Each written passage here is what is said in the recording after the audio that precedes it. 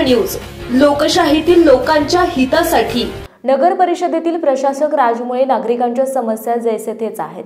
स्वच्छता, रस्ते, पाणी पुरवठा यांसारख्या मूलभूत प्रश्नांनी ग्रासलेल्या जनतेच्या व्यथा दूर करण्याऐवजी इच्छुक उमेदवार आणि माजी नगरसेवकांनी पुढील निवडणुकीसाठी तिकीट निश्चित करण्याच्या तयारीला सुरुवात केली आहे। त्यासाठी पक्षातील वरिष्ठ नेत्यांच्या दारात रोजच्या हजेरीला लागले आहेत। यातील काही इच्छुक माजी नगरसेवकांनी जनतेच्या प्रश्नांबाबत नेत्यांकडे शिष्टमंडळ घेऊन जाण्याचा देखावा करणं सुरू केलंय। मात्र प्रत्यक्षात अधिकाऱ्यांवर दबाव असेपर्यंत कामे होत नसल्याने त्यांनाही ठाऊक आहे।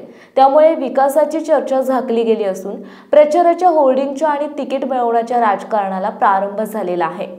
याच दरम्यान हलक्याशा पावसातही नाल्यांची तुंबलेली स्थिती, नागरिकांच्या हाल अपेष्टा यामुळे प्रभाग रचनेचा कार्यक्रम पुढे ढकलल्याची चर्चाही राजकीय वर्तुळात सुरू आहे। सध्या माजी नगरसेवक नगर परिषदेच्या अधिकाऱ्यांच्या केबिनमध्ये नव्या विकास कामांच्या फायली घेऊन चक्रा मारताना दिसत आहेत।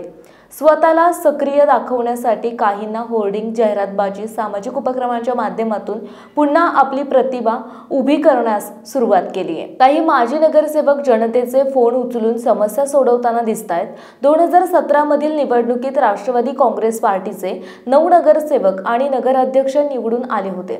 माजी नगराध्यक्ष जाकीर सौदागर यांनी आता शिवसेना शिंदे गटात पक्षप्रवेश केलाय। त्यांना शिवसेना पक्षातील 2 नगरसेवकांनी पाठिंबा दिला आहे।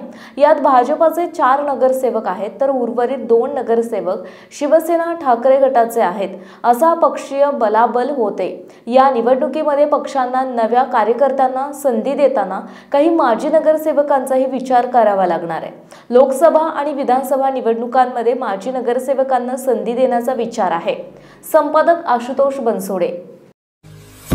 आपल्या परिसरातील महत्त्वाच्या आणि ताज्या बातम्या पाहण्यासाठी लोककल्याणार्थ न्यूज चॅनलला YouTube वर सबस्क्राइब करा आणि बेल आयकॉन प्रेस करा।